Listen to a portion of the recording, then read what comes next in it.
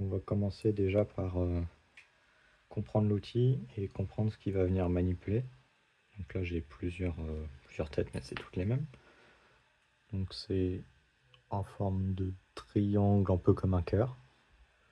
Ça vient reproduire la forme de la clé quand on la regarde de face à peu près. Donc un peu plat en bas et un trou au milieu qui vient passer le détrompeur qu'on retrouve ici. Donc ça permet à l'outil de s'insérer et de pouvoir ressortir et du coup manipuler l'intérieur. Donc qu'est-ce qu'on va venir manipuler? Les disques. Les disques ils ressemblent à ça. Ils ont des encoches sur le côté, qui sont pas très grands, et ils sont en forme de triangle. Nous on va venir placer l'outil dans le disque, et on va pouvoir le tourner du coup, en actionnant gauche ou droite. Voilà, c'est pas très simple, mais quand c'est dans le cylindre c'est bien calé, donc ça tourne, ça l'entraîne. Et du coup on va pouvoir le décaler et aligner les petites encoches. Il y en a une plus grande que les autres, et on va pouvoir les aligner du coup avec le petit disque. On le voit ici là. Il y en a un endroit qui a une porte un peu plus large. Ici. Je sais pas si ça se voit à la caméra, mais il y a une porte plus large. Et il y a deux disques. Il y en a un qui sert pour la phase 1 du crochetage et l'autre pour la phase 2.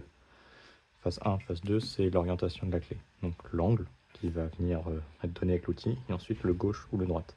Là on voit que c'est de ce côté-là, et celui-là est de l'autre côté. Bon, maintenant pour la présentation de l'outil. Donc c'est un outil qui est simple pour un cylindre bien complexe. On a du coup l'entraîneur qui se comporte de toute cette partie-là, donc qui ressemble à ça, avec un petit trou ici et le trou pour le palpeur au milieu. Pourquoi ce trou-là est important? Alors tout simplement parce que dans le détrompeur, il y a une petite bille. Cette bille, c'est une tige plutôt arrondie, et elle ressort des deux côtés quand on la pousse. Donc quand on va venir mettre en pression le cylindre, il y a cette petite bille de vérification où on retrouve bien l'encoche sur la clé aussi qui est ici. Si elle est enfoncée, ça va venir bloquer le cylindre et empêcher de mettre en tension. Du coup, l'outil est obligé d'avoir le petit trou. Et on va pouvoir du coup jouer grâce à cette bille et le fait qu'elle soit en tension, et le fait qu'on l'ait du coup attrapé avec le trou, on va pouvoir avancer ou reculer pendant la phase de crochetage. Si on a besoin de relâcher un peu de tension, on va pouvoir tirer un peu dessus. Et comme la bille ne va pas pouvoir revenir dans le cylindre, elle va être bloquée, et ben on va pouvoir tirer un petit peu et relâcher la tension. Donc très important d'avoir ce trou là. Pour continuer sur l'outil, on a ensuite un palpeur qui est un palpeur taillé en forme du coup de cœur qui va venir naviguer dans le cylindre et qui comporte une encoche. Donc là c'est pas très visible, peut-être qu'on la voit mieux sur celle-là qui comporte elle deux encoches. Non, c'est pas très visible non plus, c'est ici. Du coup là j'ai deux encoches, mais on va prendre en compte que celle le plus vers l'avant, donc vers le bout, celle-ci.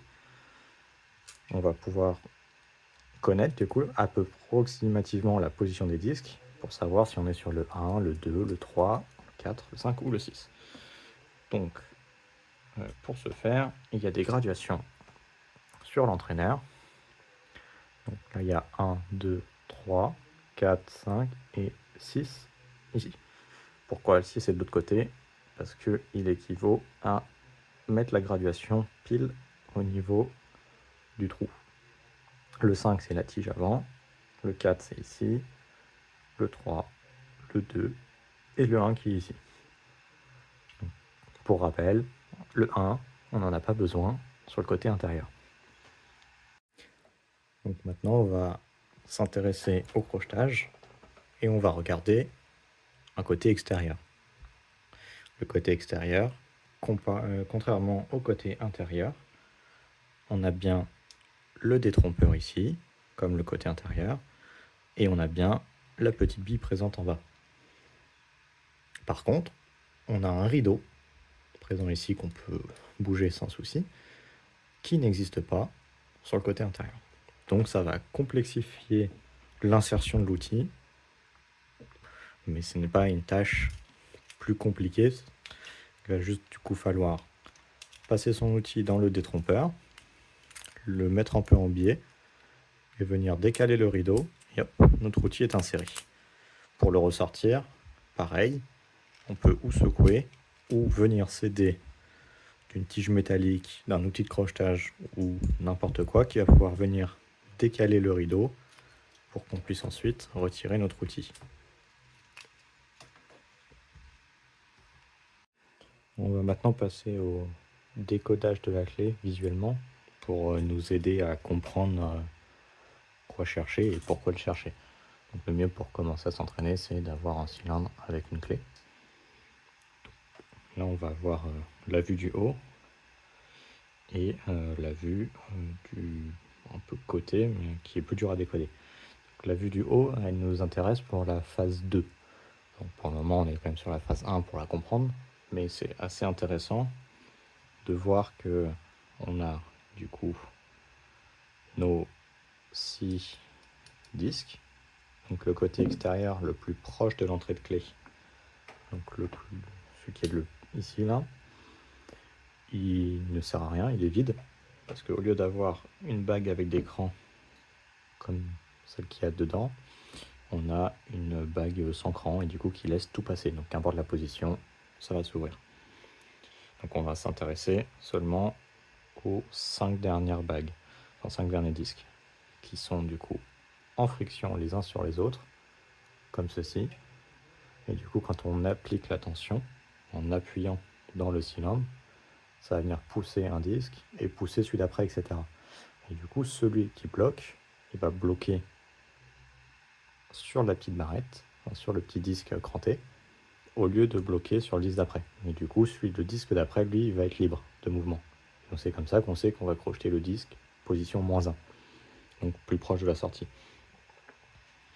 Et du coup, pour revenir à la clé, là on peut voir qu'en phase 2, elle se découpe en 6. En phase 2, on va partir du fond, donc la 6e, elle est ici. Là c'est pour le check pin, donc là la 6e est là. Elle est bien de ce côté-là. Donc ça veut dire qu'elle est à gauche. Donc quand je vais venir crocheter, je sais que la position 6, au fond, en phase 2, il faudra la mettre à gauche. Ensuite, la 5, elle est à droite. La 4 à droite. La 3 à droite. La 2 à gauche. Et la 1, qui du coup ne sert pas pour le côté intérieur mais pour le côté extérieur, est au milieu. Et il y a du coup 3 positions. Il y a milieu, gauche ou droite. Donc là, j'ai des informations déjà pour la phase 2. Ça se détermine au crochetage, mais pour commencer, c'est très pratique. Et ensuite, on va revenir du coup sur les angles. Ça peut potentiellement aider, mais c'est vachement du ressenti plutôt. Donc, on a les angles qui sont définis par les tailles de la clé, sont plus durs à voir. Donc, notre outil qui est aussi un triangle, on peut le voir que en l'alignant d'une certaine manière, on retrouve à peu près un angle équivalent. Donc on peut combiner ça avec l'outil où il y a un petit triangle visible ici. Et on peut essayer de l'aligner à peu près pareil si on n'est pas sûr et qu'on veut essayer juste de vérifier une position. Moi je conseille la méthode de ressentir, ce qui est plus fiable. Donc maintenant, on va insérer notre outil dans le cylindre pour le crocheter. Il est inséré. Une fois inséré, je viens mettre en place le tenseur. Donc là, il est rentré. Il y a un peu de jeu, mais c'est pas gênant, parce que nous, ce qui nous intéresse, c'est mettre de la tension vers l'avant en poussée, jamais en rotation, toujours vers l'avant. Et c'est comme c'est un cylindre à pompe. Et on va pouvoir manipuler les disques. Juste avant ça, on peut vérifier que la clé fonctionne dans le cylindre.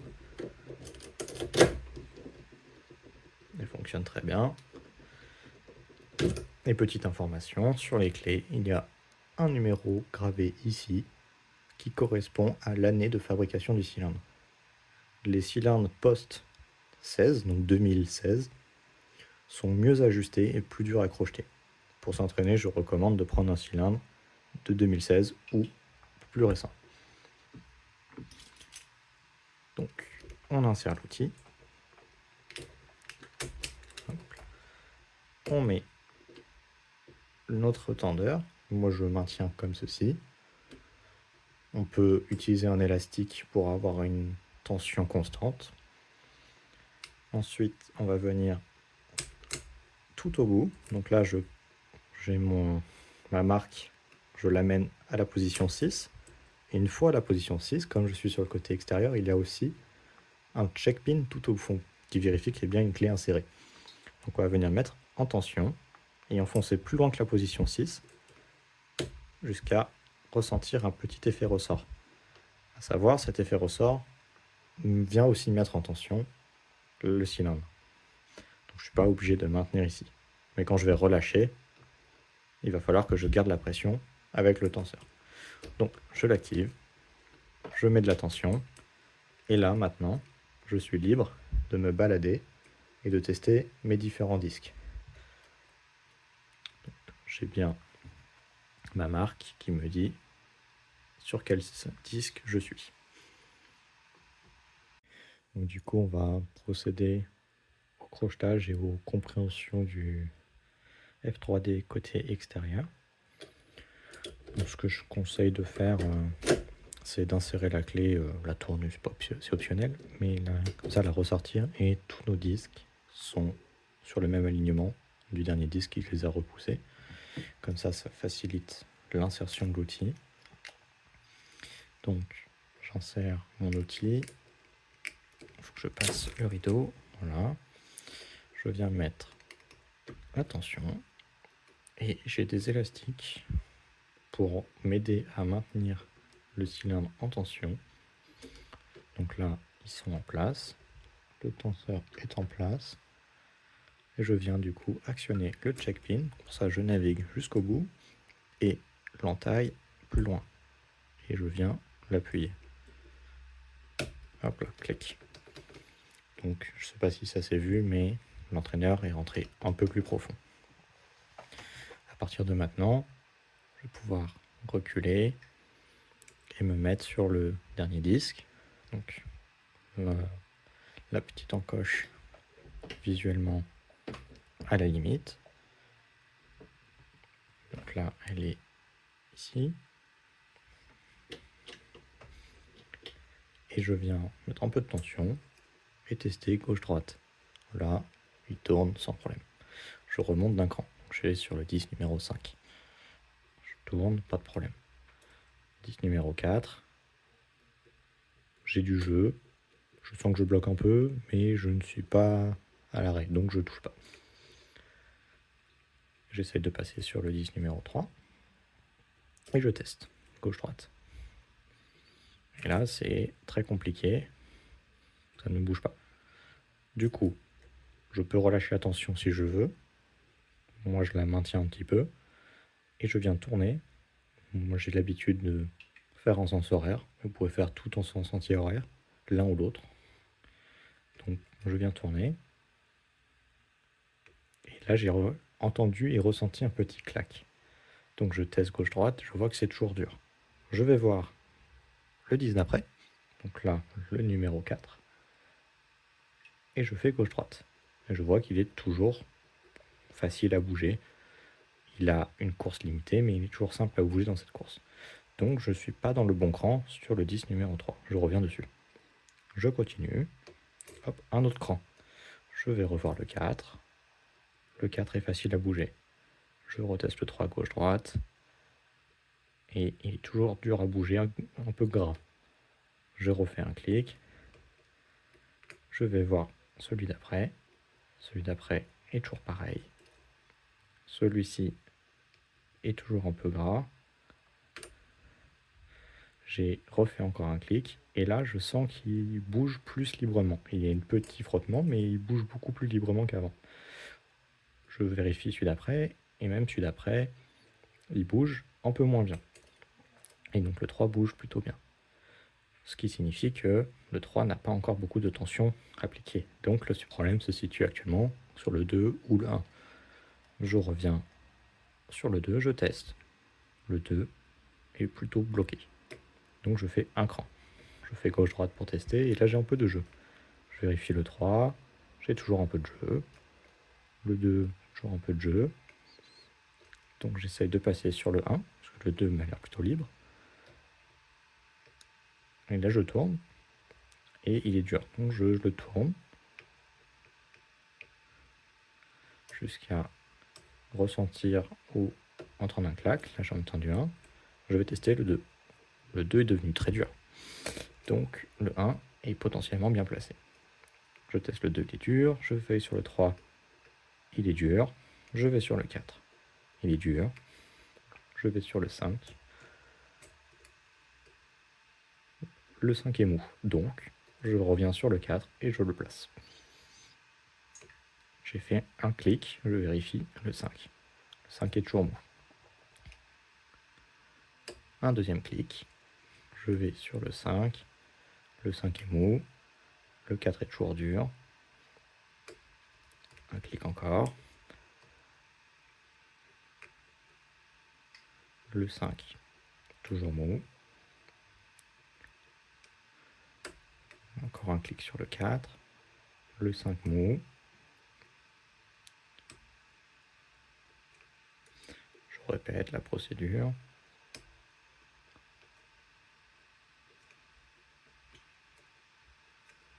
Et on finira par tomber dans le cran. Donc là, j'ai trouvé un cran, je suis à peu près sûr, parce que mon outil s'est un petit peu enfoncé.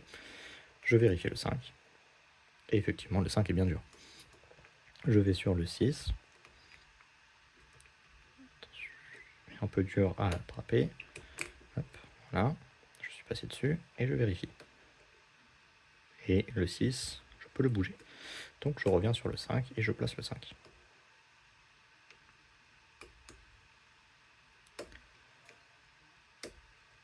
J'ai eu plusieurs clics. Et là, je pense que je suis bien. Donc je vais voir le 6. Parce que le 5 est devenu très gras à bouger. Mais je peux le bouger dans une course limitée où je arrive à en buter. Donc on considère ça comme une porte. Donc un vrai passage. Maintenant je vais voir le 6. Et malheureusement, j'ai mal placé le 5. Parce que je sens des petits clics sur le 6, mais je le bouge plutôt librement. Donc je reviens sur le 5. Et je replace. On reteste. Le 6 est très libre.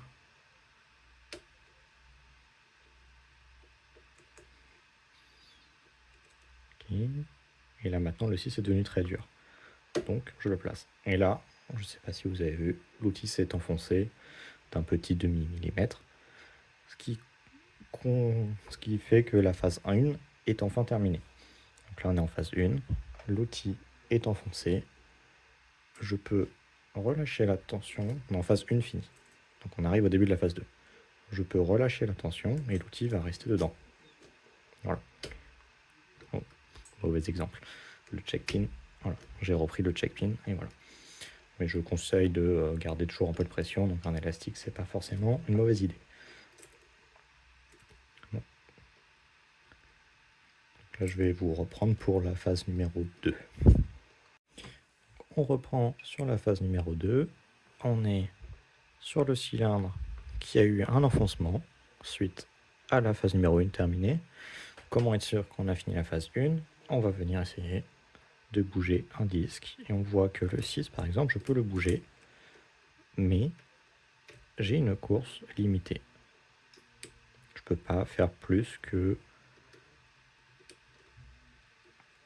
30 degrés d'angle à peu près. Et donc je suis limité, je peux pas faire 360. Si je pouvais faire 360, cela signifie que je suis toujours en phase numéro 1. Du coup maintenant on est passé en phase numéro 2.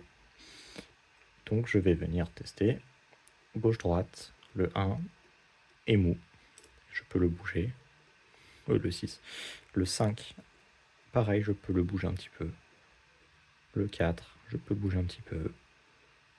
Le 3, je peux bouger un petit peu.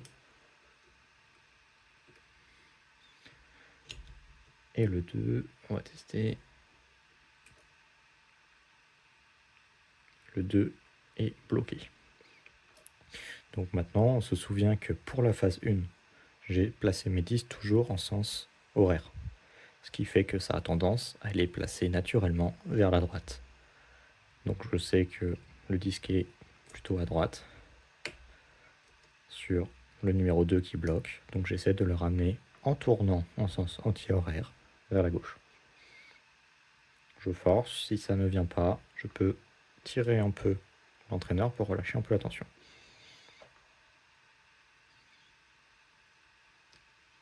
On peut pousser un petit peu l'outil comme ça, en même temps de tourner.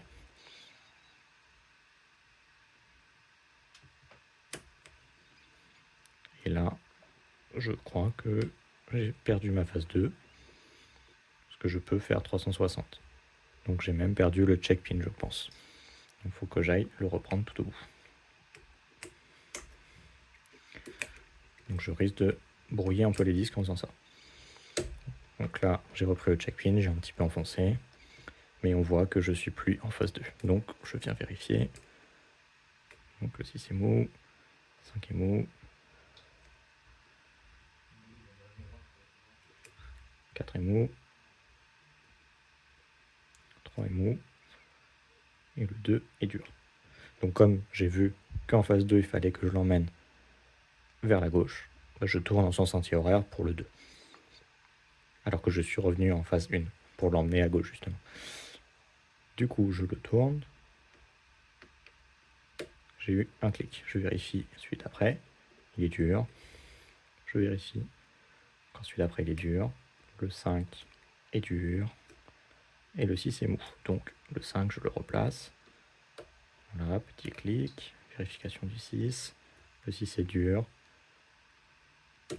Voilà. Et là, je suis bien revenu en phase 2. Je suis encore enfoncé. Donc ce qui se passe maintenant, c'est qu'on a tous nos disques, sauf le 2, qui est à gauche. Ils sont tous à droite, sauf le 2 qui, lui, a été emmené à gauche.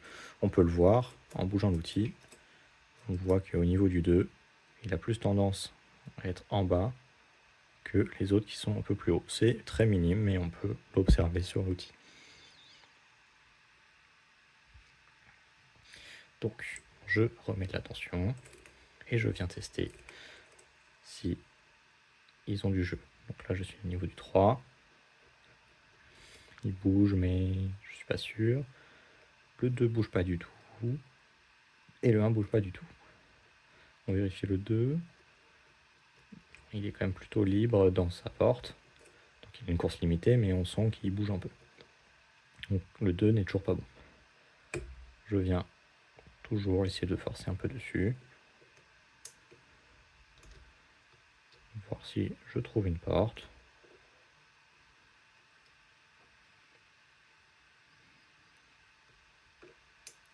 Je joue un peu gauche-droite et j'ai eu un petit peu de jeu. On peut tester. Le disque 3 est bon. Le disque 2 a un petit peu de jeu, mais est vraiment dur. Je peux tester le disque 1, qui lui a aussi un petit peu de jeu, mais est très dur. J'ai un élastique qui a sauté. Voilà. Donc là, le 1 est bizarre, il est dur, mais on va tester celui d'après. Le 2 est quand même bien dur. Le 3, il est très très mou comparé au 2. On va essayer de replacer encore le 2.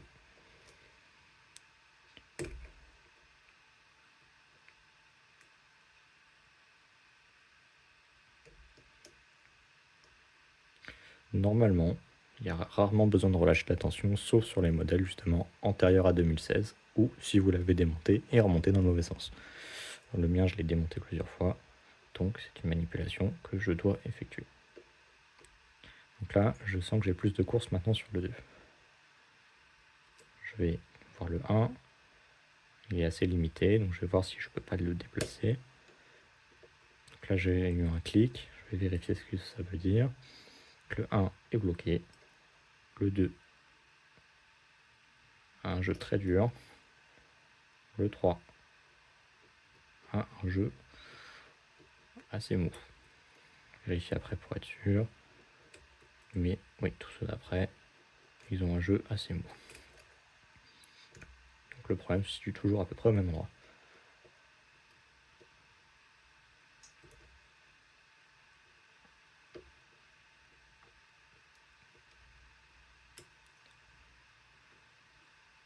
Donc 1, j'ai un tout petit jeu dur. 2, j'ai un jeu dur.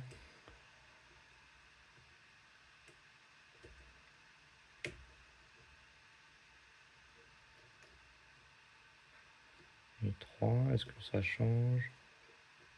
Pas vraiment.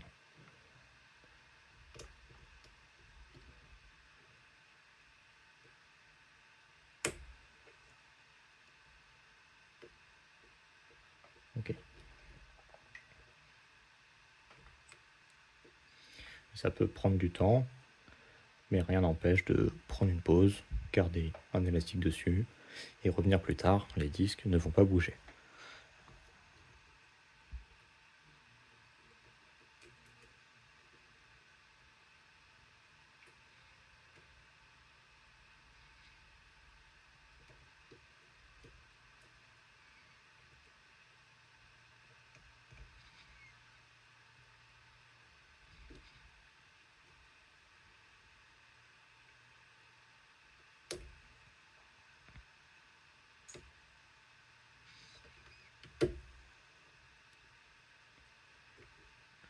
Ok, donc là j'ai relâché beaucoup de tension et mon disque 2 est bien passé à gauche quand l'outil est tout en haut. Donc j'avais du mal à le placer, j'avais trop de tension avec les élastiques. Donc maintenant je vais voir celui d'après et j'ai du mal à passer justement. Hop, j'essaie de rentrer dans le disque. Voilà. Donc là je suis sur le 3 et je teste. On est plutôt dur, on va tester le 4. 4. On a un petit jeu. Et par contre,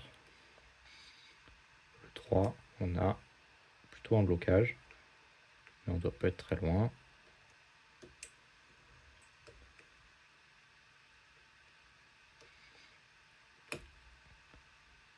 Là, j'ai un jeu très très très gras.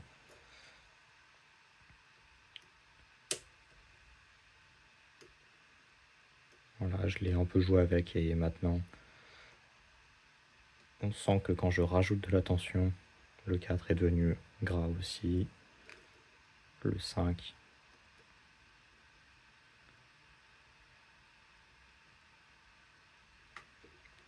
Est un peu gras, mais pas beaucoup. Plutôt bloqué.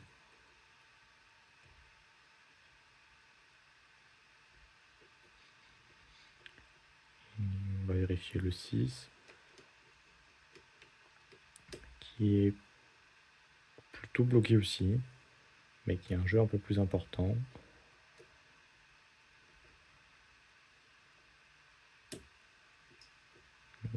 Je vérifie en jouant un peu avec. Et là, il est plutôt bloqué maintenant que j'ai joué un peu avec. Donc je vais essayer encore de le décaler.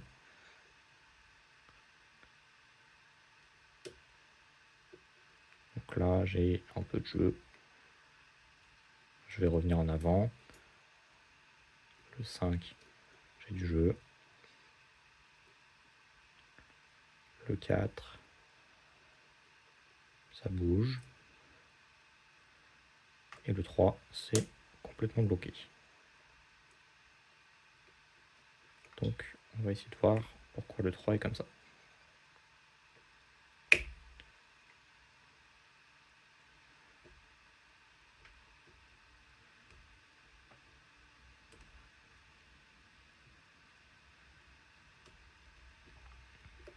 Donc on a un jeu gras. Le 4 On a un jeu plus mou. Et 5 c'est encore plus mou.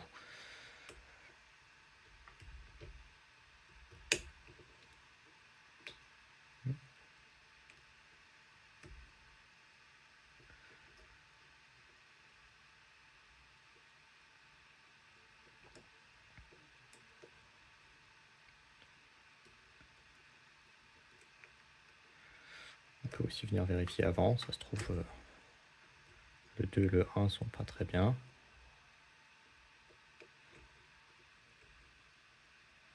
Le 2 un peu de jeu. Et le 1 comment il est? Hop, on se met dessus.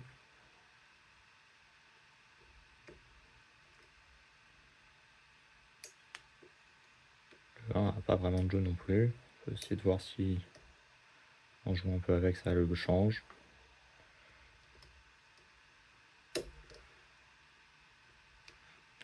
J'ai eu un petit clic, on va vérifier après.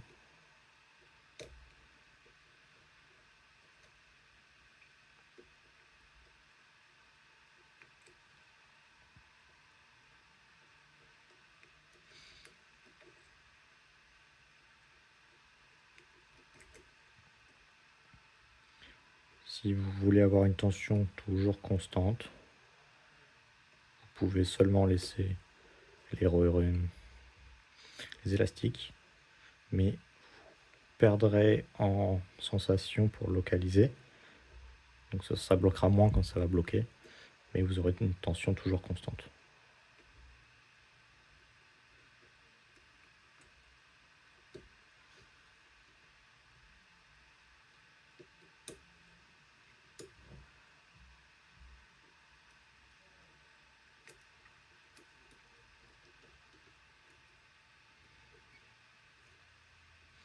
Donc maintenant, c'est question de ressentir celle qui bloque le plus.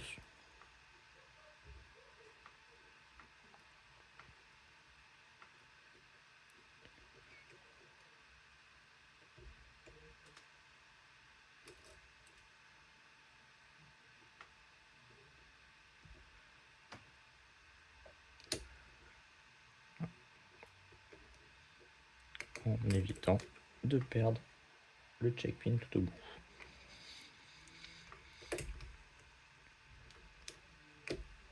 Sinon, il faut reprendre en phase 1 pour repasser en phase 2.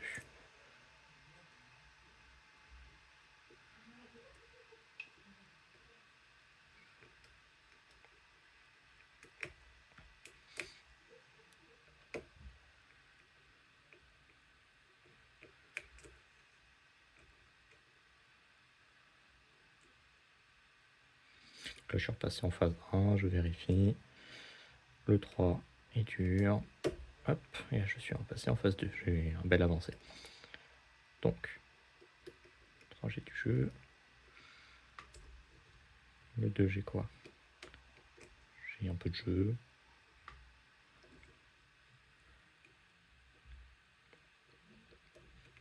Et le 1, j'ai aussi du jeu.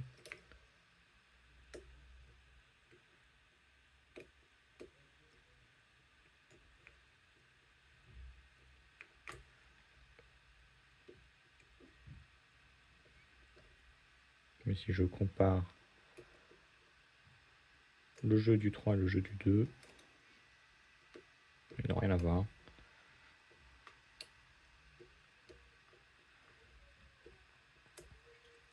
Et le jeu du 1 qui lui ressemble plus au jeu du 2. Donc il doit être bon, parce qu'il est avant, du coup c'est normal qu'il résiste plus. Le jeu du 2 est très gras.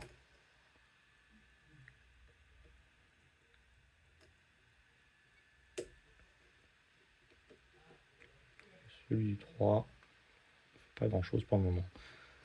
J'ai l'impression d'être complètement bloqué dans la porte. Le 4 pareil. Donc, pour décrire la sensation, j'ai l'impression d'attraper le disque et de pouvoir bouger très librement entre deux crans, donc entre celui-ci et celui-là par exemple. Donc de n'avoir aucun frottement entre ces deux crans. Donc ça me fait un petit jeu, mais c'est la sensation que je ressens. Donc, ils sont pas à placer pour le moment. Donc, j'ai toujours mon problème au niveau du 2 que je n'arrive pas à résoudre depuis tout à l'heure.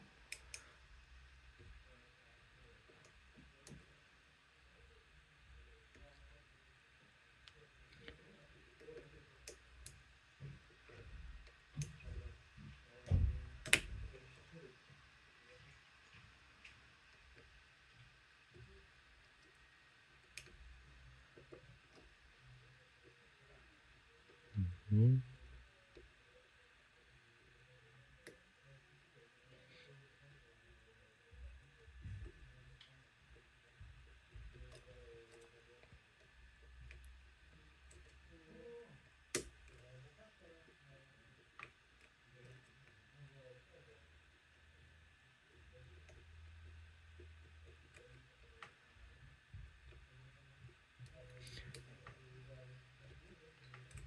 Donc là, j'ai un peu joué avec.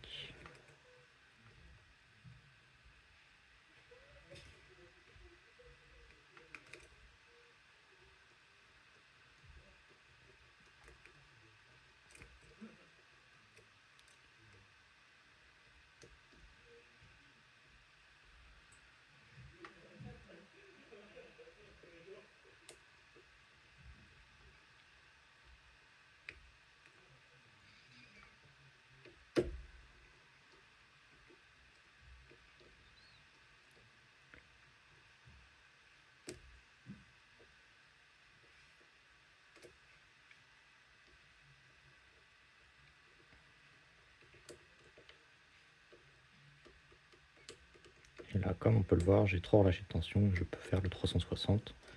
Donc j'ai perdu la phase 2 encore.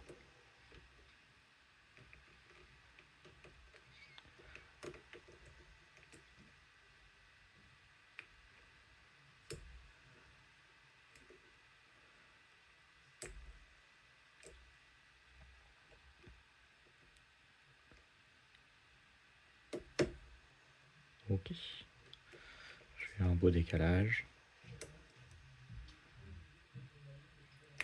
Je suis gras sur le 2. Je suis bien revenu en phase 2.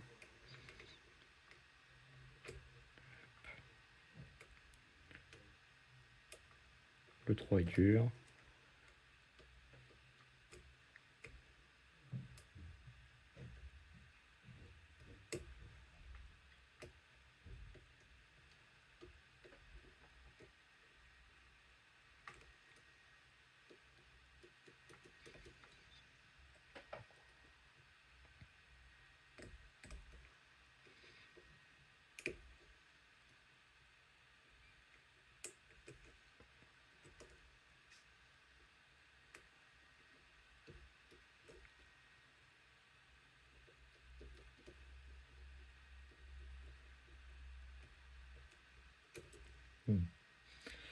Donc, je suis à peu près sûr que le 3 n'est pas bon.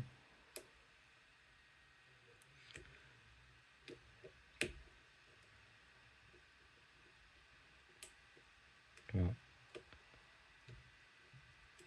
j'ai des jeux un peu gras.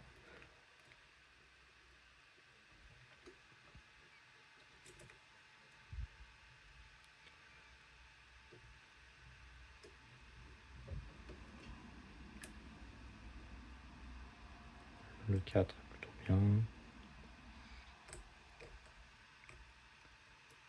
On va essayer de jouer avec le 3 en relâchant doucement la tension.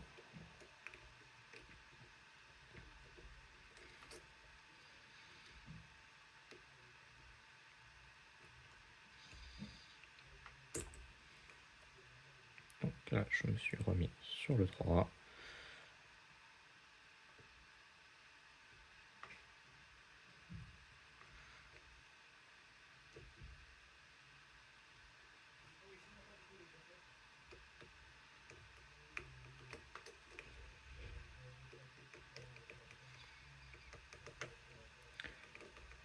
Et j'ai perdu le check pin. Quand le check pin on l'a perdu, tout devient dur parce que c'est le tout au fond qui bloque. Hop, je le reprends. Maintenant on va devoir repasser en phase 2.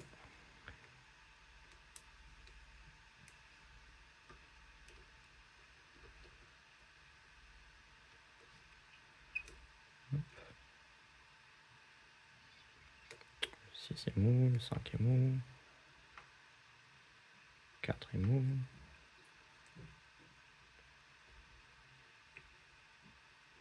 3 est mou,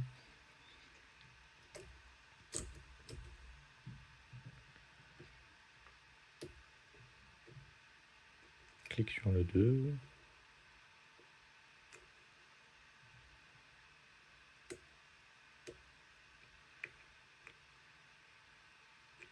et donc 3, 3 est gras, le 4 est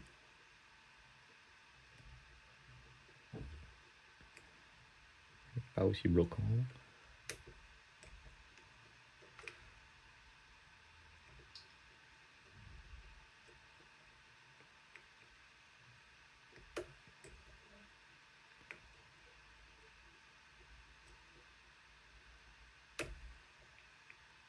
Donc là, c'est de revenir en phase 2.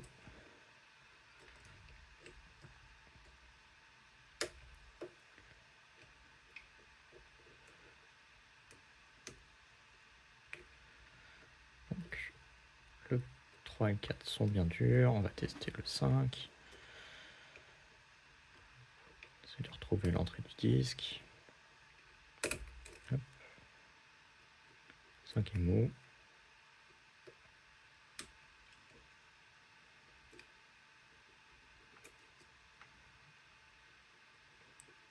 Le 5 est devenu un peu libre.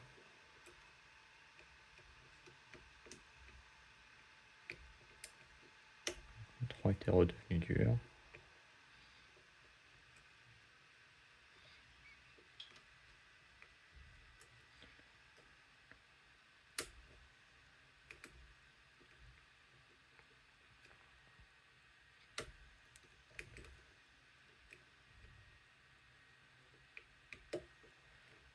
Hop. Le 5 est dur et le 6 peut un peu bouger. Donc le 5. Clic. Le 6 est dur. Voilà. Et j'ai obtenu un enfoncement.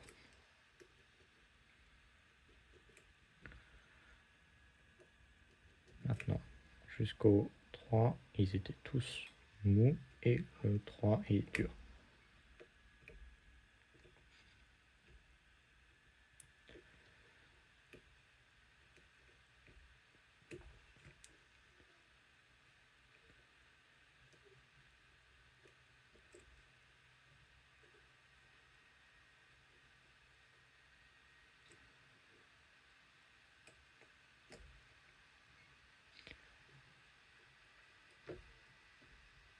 Il faut faire attention à pas trop le reculer. Là, j'ai reperdu mon check-pin. Hop, je le reprends. Donc, c'est dur.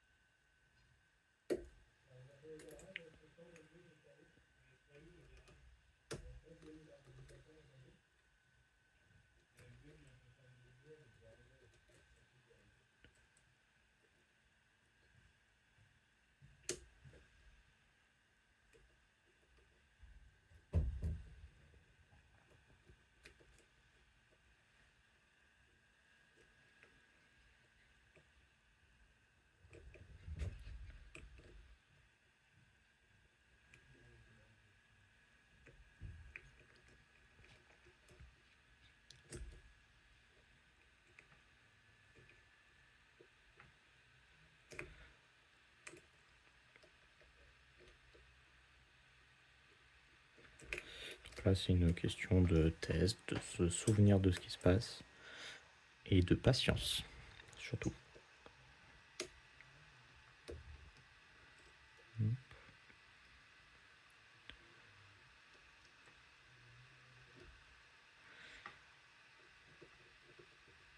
Et parfois, enfin, si vous voulez avoir une tension plus forte, vous pouvez récupérer un vieux outil chinois, quelque chose en métal pour serrer plus fort le palpeur.